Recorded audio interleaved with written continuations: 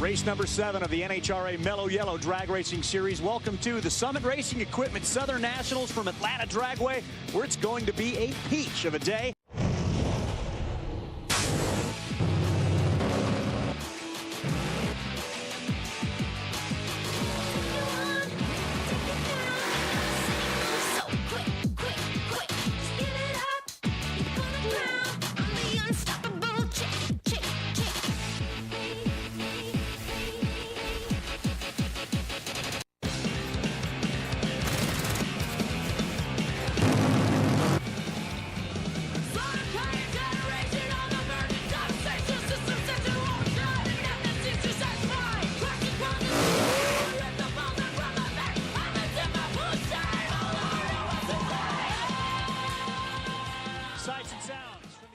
Has there ever been a more action-packed race than the one we had in Atlanta 1 year ago? That Friday night, we all held our breath until Antron Brown emerged from this crash unscathed. Then on Saturday, there were funny car fireworks in qualifying, as first Tim Wilkerson and then flash Jack Beckman popped the top. And then on Sunday's eliminations, Tommy Johnson Jr. suffered this boomer before Top Fuel's Bob Vandergrift made the save of the year, driving and sliding his way to a stop on a slick race track. Monday brought Courtney Force to the funny car final with a chance to get the 100 for women, but NHRA history would have to wait. Her teammate Robert Height captured his 3rd Wally in a row. Emotions ran high every single day in Atlanta, one of the wildest weekends in NHRA Mello Yellow drag racing history. It was wild, it was wacky, and it'll be sure to be Yellow Drag Racing Series in Atlanta. 1/4 of the way through the 2015 season, and the Top Fuel points race is as wide open as ever. The fastest accelerating vehicles on planet Earth have had 6 different winners in 6 different races. That's the first time that has happened in 23 years. First came Sean Langdon, then Tony Schumacher, Spencer Massey, Antron Brown, Richie Crampton, and finally Doug Coletta have each raised a Wally this season. The question now becomes, will one of them run away as the front runner of the class, or will we have another first-time winner this weekend in the ATL? 4 times in an 18-year funny car career, Ron Capps has come close, finishing 2nd in the funny car point standings. But that elusive first championship has the 49-year-old hungrier than ever. So far, he's statistically on his way to changing everything. Capps and his Napa teammates lead the funny car class in round wins and race wins. And after their latest win in Houston, they left the Lone Star State #1 in the funny car point standings. With a 1/4 of the season now in the books, Ron Capps knows he'll have to keep his foot to the floor the rest of the way to become an NHRA champion. Don't tell that to Pro Stock's Erica Enders-Stevens. After becoming the first female Pro Stock champion in NHRA history last season, Erica is back to her winning ways in 2015, and she's making it look easy. 2 races ago in Las Vegas, Erica doubled up for the 2nd straight year. The first time that's been done since icon Bob Glidden did it in 1988. And last race, it all came full circle at her hometown track in Houston. The spot where she made her first passes in a junior dragster is now home to her latest Pro Stock victory. With a 2nd straight Pro Stock title in sight, is there anyone who can stop Erica Enders-Stevens?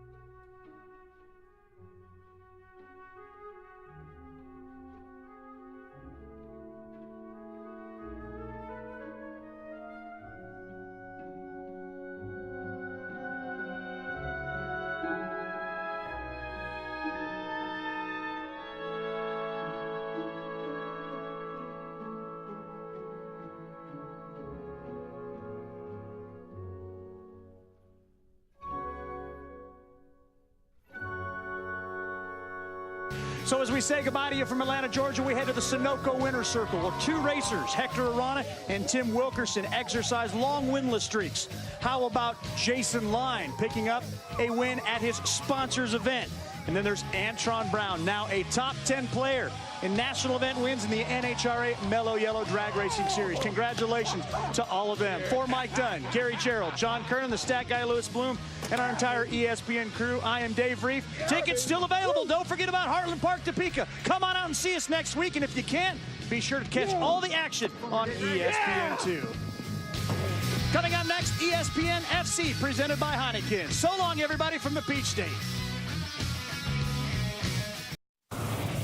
Speed, power, and performance. That is what the NHRA Mello Yellow Drag Racing Series is all about today at the Summit Racing Equipment Southern Nationals. But we also like to educate you here on the NHRA Mello Yellow Drag Racing Series. And we're going to do it today in our Chevrolet traction area and talk about the flame coming out of the pipes with the firing order. It's the sequence of ignition of the spark plugs which fire the cylinders in an internal combustion engine. It's just that simple. We've got more. While the basic design of the 426 Hemi has stayed the same, there have been changes made since 1964 that have allowed nitro-powered machines to go from 200 miles per hour in 7.5 seconds to today's machines that exceed 330 in under 4. One of those changes is the firing order of the cylinders. Jim Oberhofer, the tuner of Doug Coletta and the quickest quarter-mile pass in history, explains those differences in this week's Traxxas Extreme Power Session. The standard firing order for a Chrysler 426 Hemi is 1, 8, 4, 3, 6, 5, 7, 2. Now, back towards the end of the 1994 season, our crew chief at the time, Dick LaHaye, in conversations with pro stock racer Warren Johnson, found out that maybe swapping 4 and 7 would make the motors make a little bit more horsepower and idle a little bit smoother. So in 1995, we began the season and actually ran a different firing order from the stock Chrysler 426 firing order, and we found that we made a little bit more power and had a little bit smoother running engine. One of the big reasons for making that change of swapping 4 and 7 is it allowed number 5 and 7 not to fire back to back with each other. Back in some of the old explosions that we had, number 5 and 7 sometimes crossed into each other. We had some pretty big explosions. There's some teams that have even gone as far as switching number 2 and 3 as well on top of 4 and 7, which that way you have no cylinders firing next to each other. We've got so many different firing orders now that I got to keep a cheat sheet on what's going on. We've got 1-843-6572, 1-873-6542, 1-872-6543. There's so much of it. My assistant crew chief, Troy Fashing, he won't let me anywhere near the spark plug wires anymore.